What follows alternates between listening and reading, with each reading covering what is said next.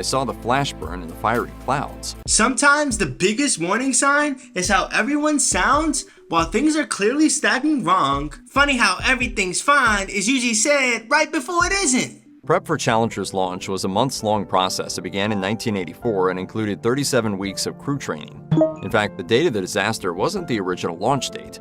After a flight readiness review on January 15th, launch times and dates were changed multiple times to account for the possibilities of aborted landings and the best time to view Halley's Comet, which, along with deploying the Spartan satellites, was a big part of Challenger's mission. Halley's Comet only comes by about every 76 years, and it's only visible for a short stretch before it's gone again. When you hear that mentioned, it clicks why dates kept moving. They were trying to line up with the window that doesn't stay open for long. The mission date was pushed back several times, and NASA eventually landed on a launch date of January 22, 1986.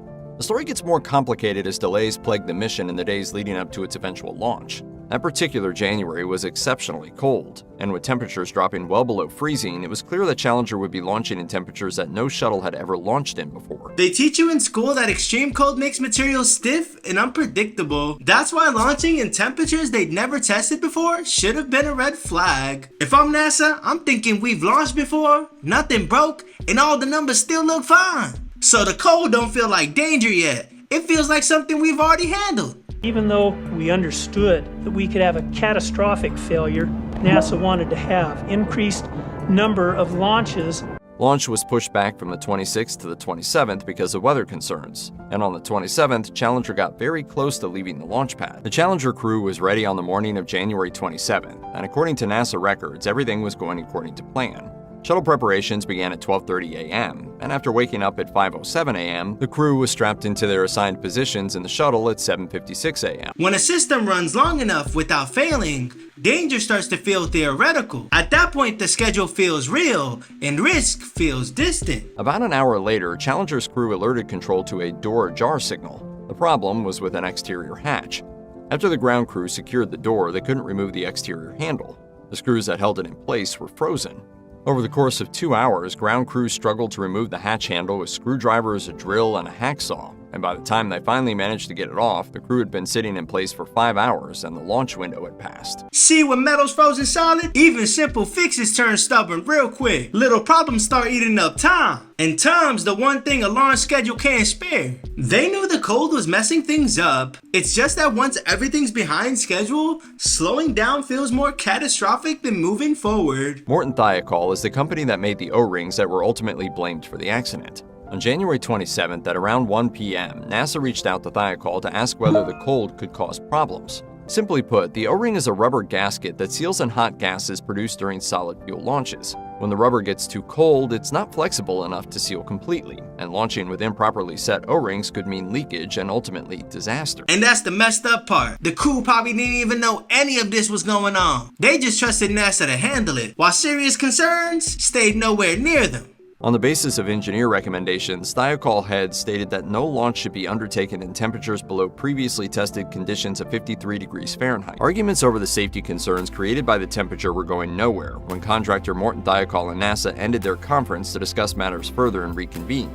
When they did, it was to make recommendations that would doom the Challenger and crew. Based on what we've heard so far, Franklin, this stopped being about parts and physics a while ago. I think so too, Mr. Wilson. By then, anything that slowed NASA down went in one ear and came out the other, because the priority has shifted to keeping the whole operation moving. January 28th, launch day. Overnight temperatures had once again been well below freezing, and at 1:35 a.m., crews were dispatched to the launch site to decide whether or not ice was going to be a problem. At the same time, hardware issues with the ground liquid hydrogen storage tank were discovered, which set fueling time back. When that had started at 7 a.m., ice and cold temperatures were still a major concern, but the launch remained on track. Notice how nobody says this is on me. It's all systems, processes, and next steps. Like responsibility got spread so thin, you can't even tell who it belongs to anymore. The Challenger's launch delay meant that the crew had extra time to prepare. According to NASA reports, they took their time over breakfast. And while they were briefed on things like weather conditions and temperature, there's a horrible little footnote buried in the official logs reading, "Neither then nor in earlier weather discussions was the crew told of any concern about the effects of low temperature on the shuttle system." The crew arrived at the launch pad at 8:03. 33 minutes later, they were strapped in and ready to go. 8 minutes later, another ice inspection resulted in another delay. with yet another ice inspection wrapping up at 11:15. Then it was go time. Mr. Wilson, real talk, how much money we even talking when it comes to one of these launches? In the mid-1980s, a single space launch could cost hundreds of millions of dollars, not counting years of development and preparation behind it. Launch began at 11:38 a.m. At minus 6.6 seconds, the engines ignited, and the solid rocket boosters ignited as the countdown hit 0. Then, 73 seconds after the countdown had reached 0, signal was lost. NASA maintains that everything was normal. Processes and procedures were going as planned, there were no alarms or warnings, and then suddenly there was nothing. I ain't no rocket expert, but I know they're never flying blind. So when the signal drops sudden like that, it tells you whatever happened hit hard and quick. After that, all anybody's got left is guessing in timelines. On the ground were about 500 people, including neighbors of shuttle pilot Michael J. Smith and friends of Krista McAuliffe. From their point of view, things happened almost instantaneously.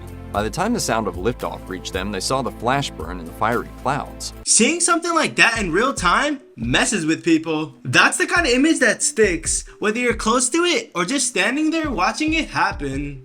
No cap, Kevin. Imagine going out there thinking you're just watching a launch. Next thing you know, that moment don't leave. Random flashes, that shock settling in, even guilt for just being there and not being able to do a damn thing about it. While it took just 73 seconds for the Challenger mission to go terribly wrong, the New York Times reported that in the minutes following the disaster, Mission Control continued to report that everything was fine. In fact, 105 seconds after launch, Public Affairs Officer Stephen A. Nesbitt was still tracking Challenger on radar. Only he wasn't. That July, it was widely reported that NASA had released evidence that suggested the crew was at least briefly aware of things going wrong. Truth is, Stephen A. Nesbitt was only repeating what the system was feeding him at that time. What failed in that moment wasn't his judgment. It was the signal and information flow he was relying on. They had recorded the activation of 3 emergency packs and released the last recorded voice. Pilot Michael J. Smith could be heard saying, "uh-oh," at the 73-second mark. NASA was never the same after the Challenger disaster. Almost immediately, experts were sent scrambling to figure out what happened and why it was someone else's fault. I hate to be that guy, but rushing serious stuff usually comes back around. When you keep stepping past warning signs, you're kinda asking for trouble. What gets me is how fast the story turns into damage control. Instead of asking what could have stopped it earlier, everyone's suddenly worried about explanations and blame. In April 1986, NASA announced that recovery operations were finished. Most of the shuttle had been recovered, and the remains of all 7 astronauts had been retrieved. Descriptions of the scene were pretty awful, with the wreckage described as little more than a pile of rubble on the ocean floor, 8 feet high and 50 feet across. The astronauts' remains were crushed inside the debris and could not be recognized as human. I wouldn't be surprised if recovering the bodies meant piece by piece, not all at once. When it gets to that point, you're not pulling people out. You're carefully collecting what's left. Not all pieces of the Challenger had been recovered, though. In 1996, 2 pieces, parts of the left inboard wing flap, washed ashore at Florida's Cocoa Beach. They weren't small pieces either. One 8 by 14 foot piece required heavy machinery to move it. Then, fast forward to 2022, divers looking for a World War II-era rescue plane and filming for a History Channel special about the Bermuda Triangle found a 20-foot-long piece of Challenger. They can still identify Challenger parts decades later because every piece was uniquely built and documented. Even after all that time, the materials and markings gave it away. What gets me is how time don't erase stuff like this. You think it's long gone. Then years later, a piece turns up and pulls the whole moment right back into the present. They turned their findings over to NASA, who issued a statement that read in part, "This discovery gives us an opportunity to pause once again to uplift the legacies of the 7 pioneers we lost." Rest in peace to the 7 lives lost, and condolences to their families. That's the part that matters most. And to reflect on how this tragedy changed us.